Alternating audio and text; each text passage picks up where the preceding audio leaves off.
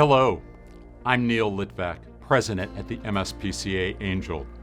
Welcome to Raise the Woof, the premier project. You're about to experience what so few have seen before, a thrilling, emotional, and revealing dive into the inner workings of the MSPCA-Angell.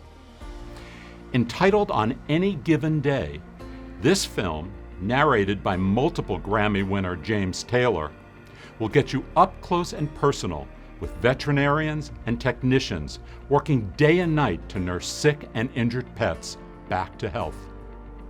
You'll witness our relentless efforts to find loving adoptive homes for thousands of homeless pets each year, to find and prosecute animal abusers, and to fight for powerful animal protection laws in the U.S. Perhaps the most surprising part of the next half hour or so is that these stories aren't one of a kind. They happen, as the title suggests, on any given day. Of course, none of this life-saving work would be possible without your support. As of right now, the Premier Project has raised more than $300,000 for animals in need, and that number's still climbing. It's my privilege to present this wonderful documentary to you, so please sit back, relax, and enjoy the show.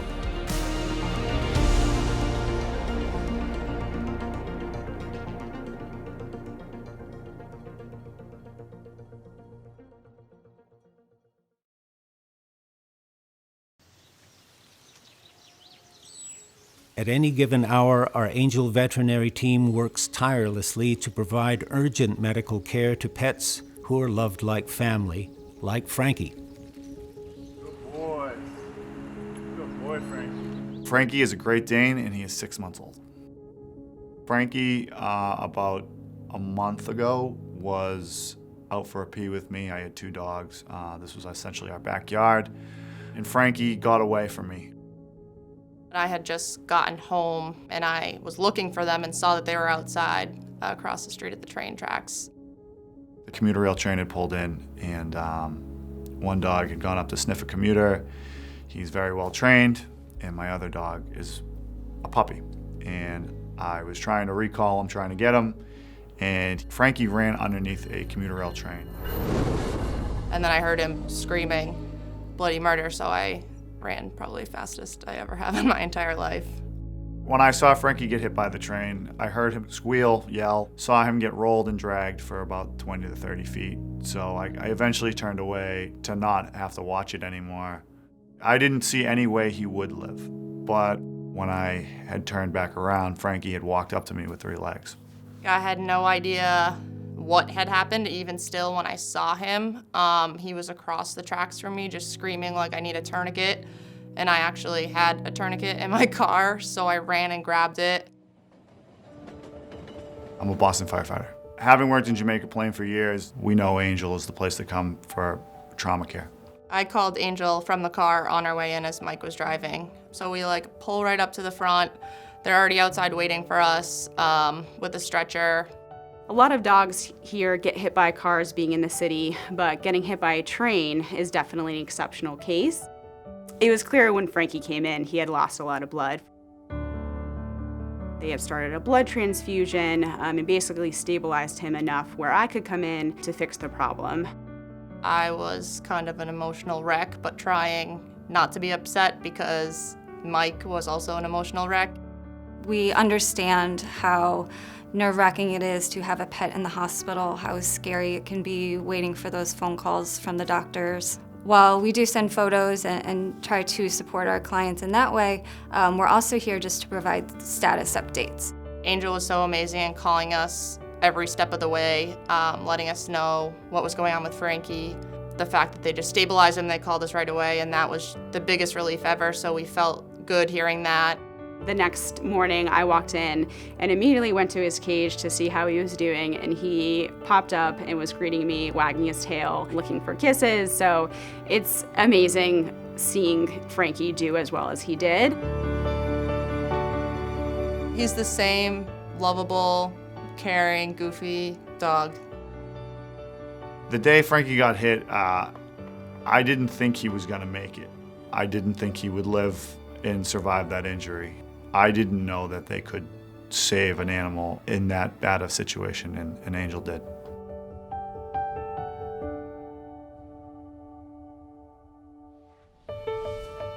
In any given examination room, the Angell staff is dedicated to the kindness and care of animals, all animals. We all acknowledge that our pets are like family. One of the reasons we strive for human-level care is that I couldn't look an owner in the eye and give them anything but the best, because I know that our pets deserve to have the exact same treatment that we would give ourselves. At Angell, we do not compromise on any equipment. They get human-grade anesthesia machines. We have the ability to do radiation therapy using the exact same linear accelerator that you would get if you had a brain tumor. And so these animals are getting a level of care that is equivalent to human-grade care. So it's a real privilege to be able to deliver that. And not only that, but to actually see it make a difference in the lifespans of these animals.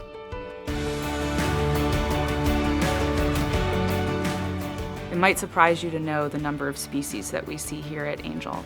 Of course we see cats and dogs, but we also see seagulls and hedgehogs. Horses, pigs, llamas, alpacas, cows, goats, chickens. Gerbils, hamsters, mice, sugar gliders. Everything you can imagine that's out there that someone may own or acquire and have in their care, we'll probably see through our doors. In the 17 years that I've been a veterinarian, I've watched the lifespans of our dog and cat pets grow from 10 years for a large dog to 15, 16 years.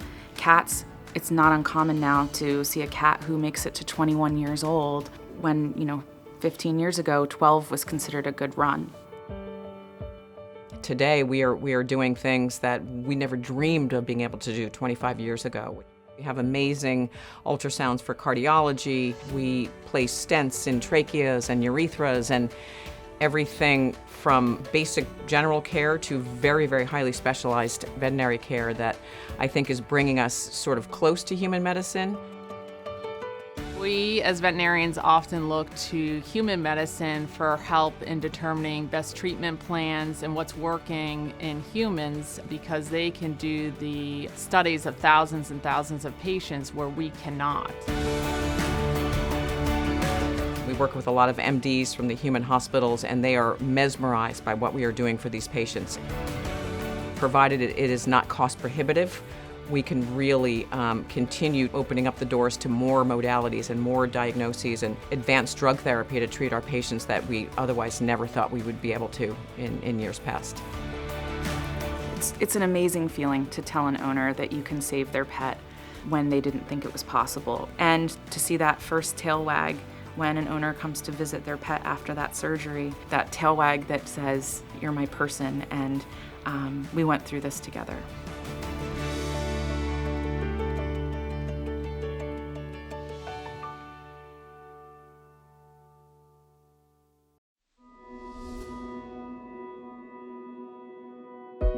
At any given moment, our relocation teams welcome new animals by the van load, truckload, and quite often by the plane load.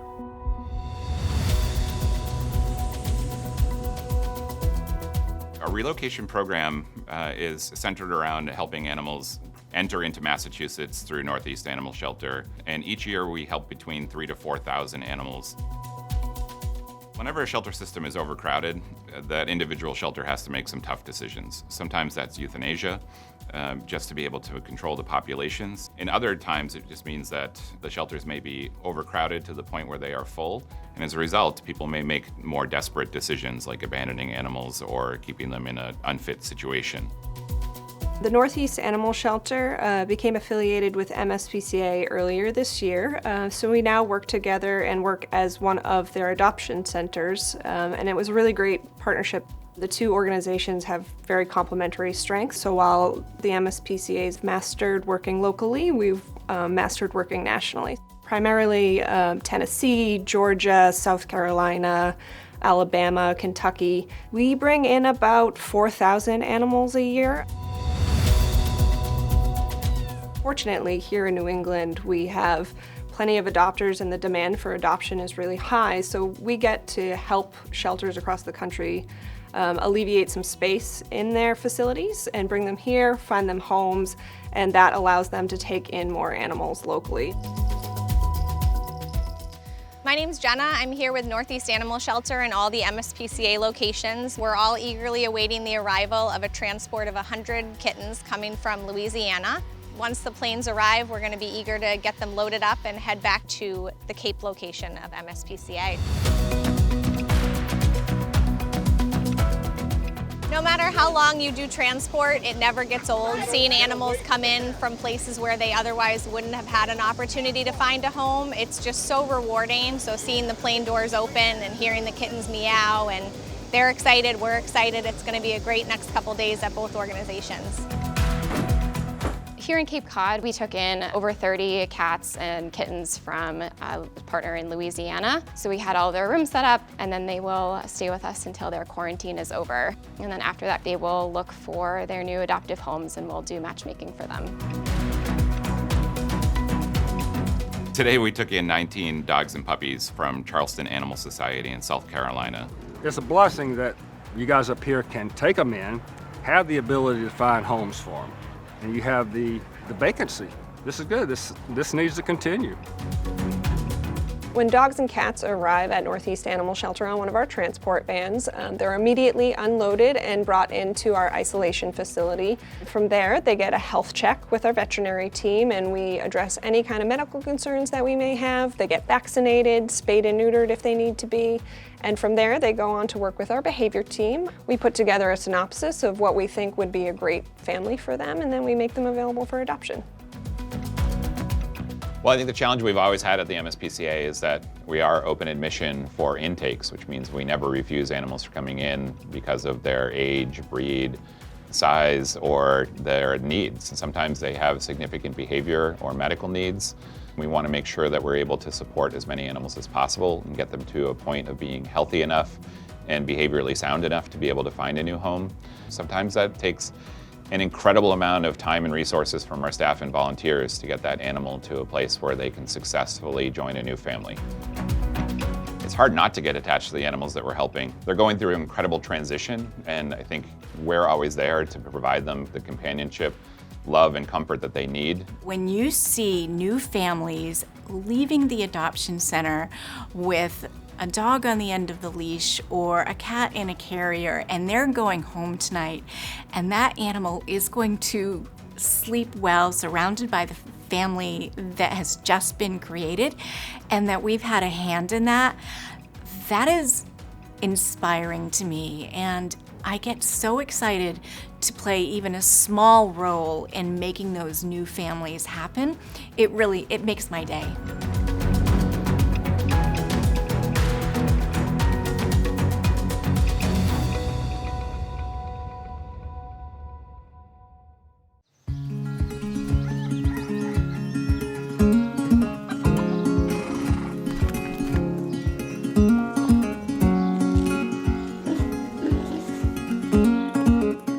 The MSPCA at Nevins Farm is an incredibly unique facility that provides care for the smallest hamsters to the largest horses and everything in between.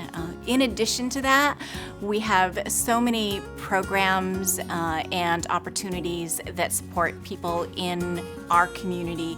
There's really no other place like that in this region. It makes it a truly special and unique place.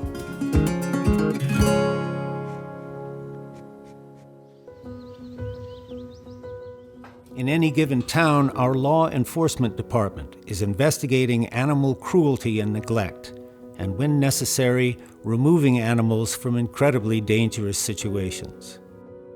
The animals that come to Nevins Farm for care, they're often coming to us either through families who, for whatever reason, can't keep them anymore. They also come to us through law enforcement cases. These are animals that sometimes have experienced the worst that humankind can offer to an animal. and our law enforcement steps in and brings them to us in the hopes that we can help rehabilitate them, that we can restore their dignity and bring them back to a point where you can see the light in their eyes and you can help them on their journey to a new life. The MSPCA Law Enforcement Department gets calls. So you can get a call from a mailman. It can be a relative or a visiting nurse. Somebody went somewhere and saw something that made them uncomfortable. That's why it's so important for people to call us. On July 26th, Officer Wyand alerted us that there was 2 cows that were in bad shape. They were thin, their shelter was not up to snuff, and they were in a small space where they were not able to graze. She sent me some photos, and just looking at the photos, you could tell that these animals were in danger, and they needed immediate assistance. So our team at Nevins Farm got prepared, got loaded up for trucks to get down there, and were able to get the cows safely loaded onto the vehicles and transported up to Nevins Farm.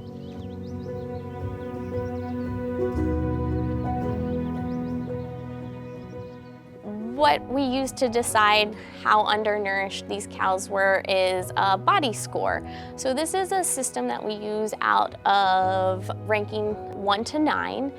The scores near 1 are very skinny. The scores up towards 9 are overweight. JJ was a 2 on the scale, so you could see rib bones, hip bones, divots in his back. So he was very undernourished. Betsy was a 3, so she was a little bit heavier than JJ, but you could still see a lot of her bones, the ribs, and the hips. And JJ, in fact, was stunted in his growth. He should be much taller and larger than he is, but he still looks like a fairly young calf, even though he is a year old. So we started a refeeding program, just slowly bringing them up with grain, free range of grass so they could graze, and unlimited hay. In just a few weeks, we were able to see that they're improving quickly. They're gaining weight, and we know that in a few short weeks to months, we'll be able to get these cows right back to where they need to be. No matter how many times I've helped taking in animals from a law enforcement situation, you can just see the desperation in their eyes, and you can just know that they need your help. And what's amazing is that once they enter our care, and they receive the love and attention from our staff and volunteers, you can see those eyes soften. And you can just see that they are there and ready to go to the next chapter. And that next chapter is a new loving home where they'll never have to worry about being neglected or someone being cruel to them again.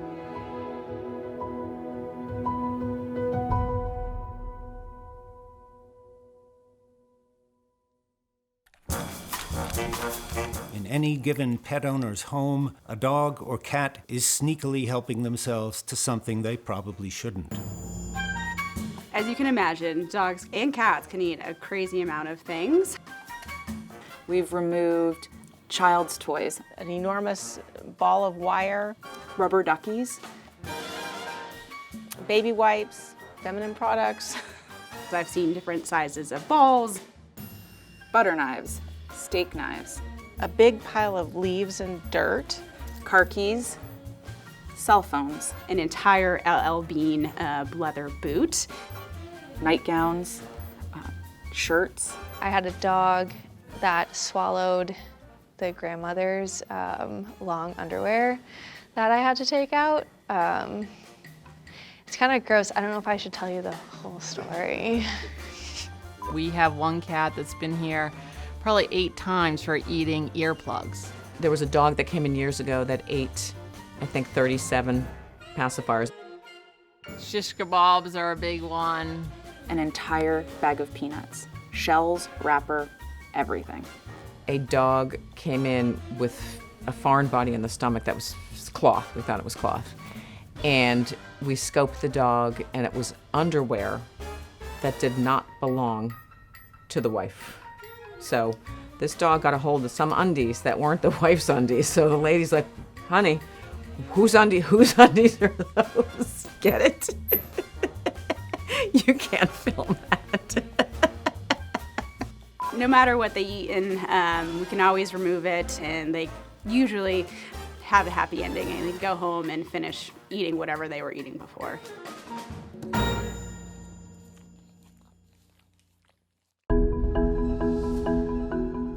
For any given injustice, our advocacy team is fighting to create new and better laws to protect pets and wildlife all across the Commonwealth.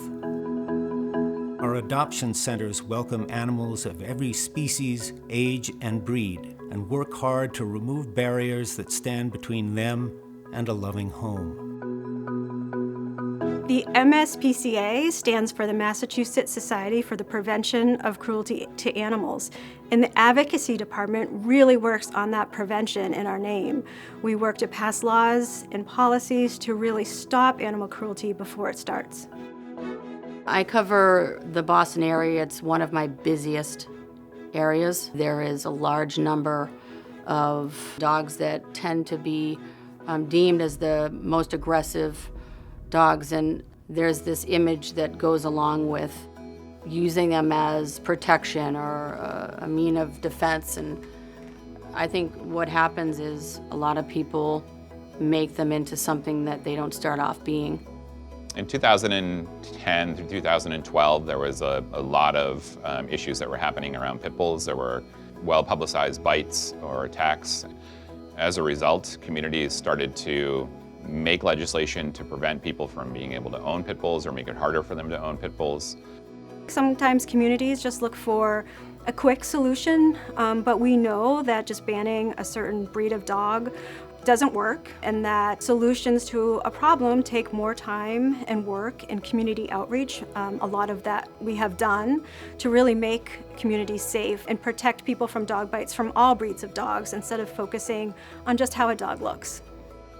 We want to make sure that no matter what the breed is, that they have an equal opportunity to love, care, and adoptive homes, and that they're protected within the communities. We have dealt with local and state-related issues when it comes to pit bull bans, and our advocacy department led the charge in making sure that pit bulls were protected, and in 2012 helped to pass legislation that banned breed-specific legislation. So there would be no opportunity for Massachusetts at this point to ban pit bulls from a community or from the state. They are protected just like any other species, and that's the way it should be.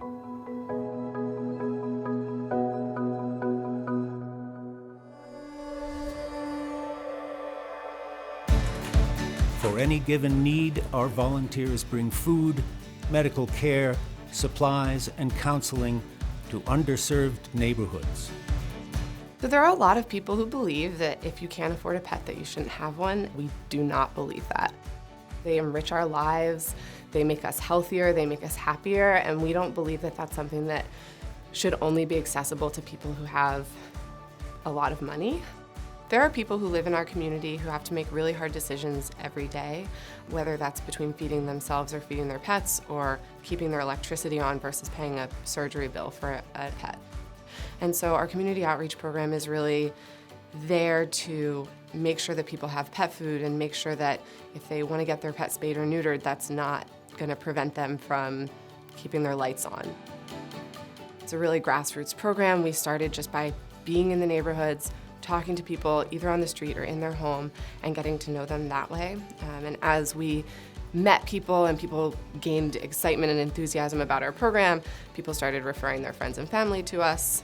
They work hard, they're kind, they're loving, and they just need a little bit of support. We've had a ton of success with our food distribution program. It's something we started in March of 2020, and between the pop-up pantries that we've done at all 3 of our locations, as well as the food pantries that we've been working with, we've distributed almost 2.5 million meals since the beginning of the pandemic.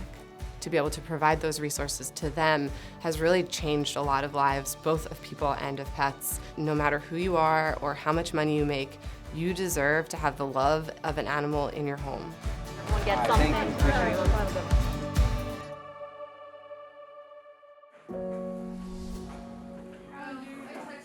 On any given case, Angell vets and support staff push every resource to its limits for their patients. And in the process, they push themselves to the limit as well.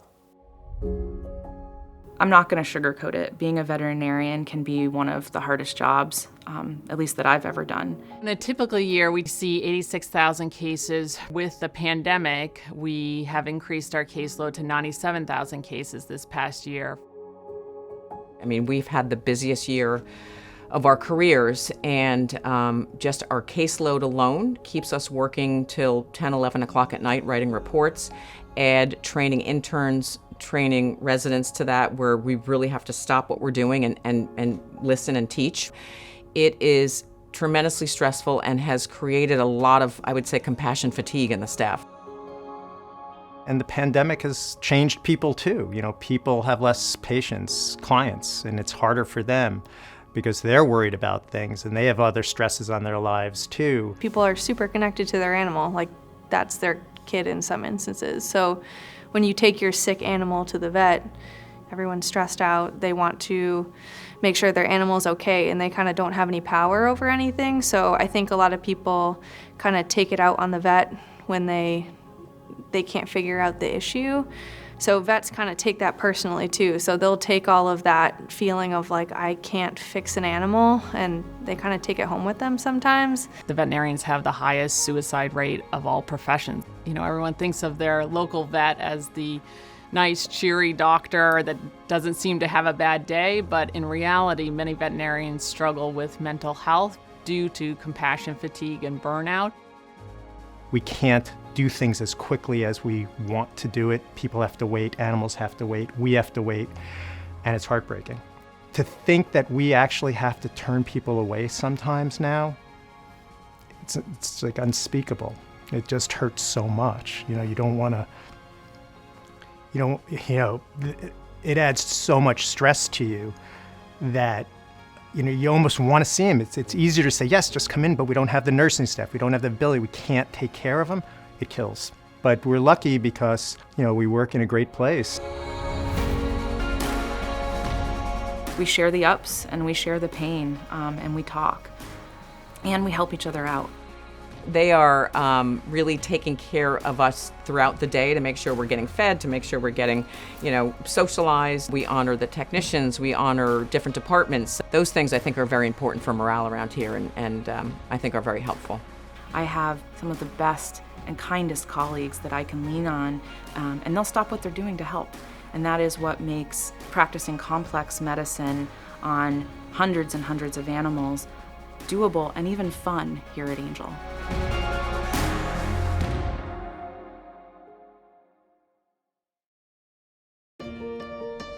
At any given time, we're in the classroom, on medical rounds, and in the trenches, training and inspiring the next generation of veterinarians and technicians. Angell Animal Medical Center is the oldest training facility in the United States for a new veterinarian. We're accepting 17 or 19 interns every year. They spend a year with us and they work really hard. And these are people that are really good veterinarians. They're coming out of vet school, they're at the top of their class. And the training program is incredibly intense and they work really, really hard. And they become part of our family. It's one of the most difficult programs in the country, just as far as number of emergencies that they see, the stress load, the caseload. It's difficult, but they learn a lot. I get to see veterinarians who do procedures for the first time, and I know that when they do them for the rest of their career, they'll do them the way that I taught them. And I know they'll think of their time at Angell, and there are thousands of veterinarians out there who have been touched by the Angell program, and we often get emails from past interns who want to ask just one more question. Once they leave the program here at Angell, they have a lot of options. Usually they get their first choice in terms of matching with a residency, or they get their first choice in terms of a job.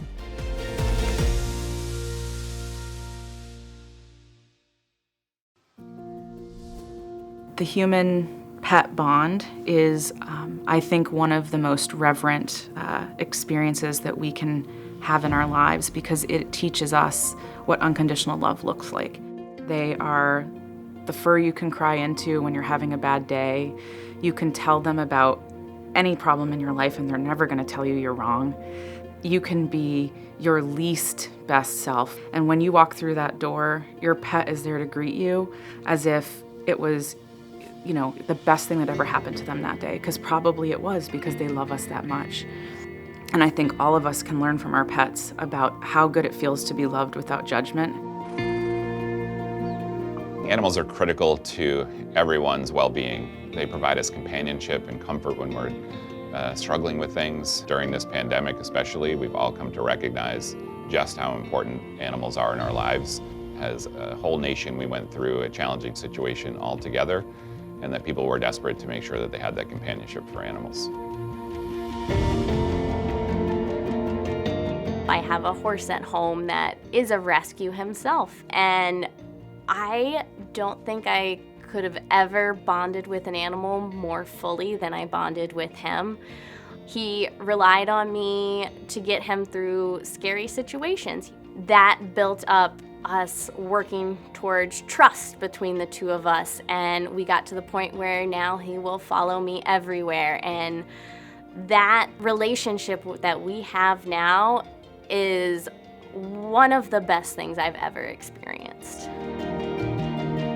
I know with my dogs, Glenn and Murray, it is the most unconditional love that you could probably ever find. There's nothing like coming home and having a wagging tail and happy to see you, even if you were gone for 10 minutes. And it's a really special, unique bond that I really don't think you can find anywhere else.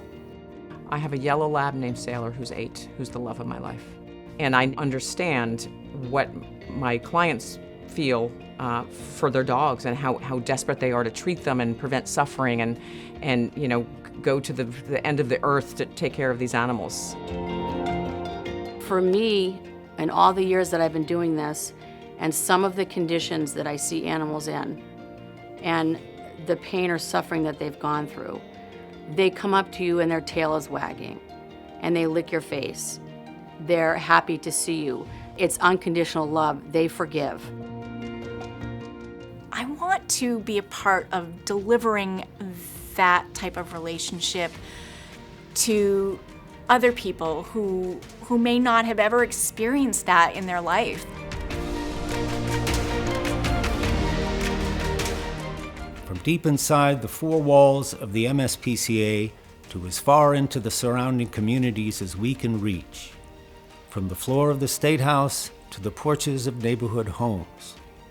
From saving lives to preserving families, from tending to the next emergency to mentoring the next generation of medical superstars, another given at the MSPCA is that everyone here gives everything they have to deliver on the promise of bringing kindness and care to animals.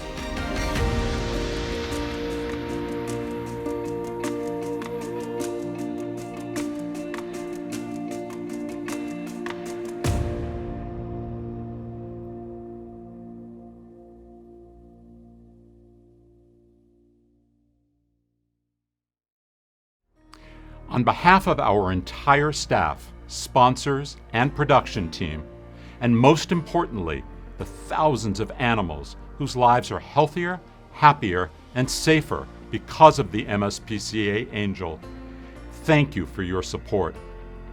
If you haven't already donated and would like to, you can text the word MSPCA to 76278 or visit us at MSPCA.org.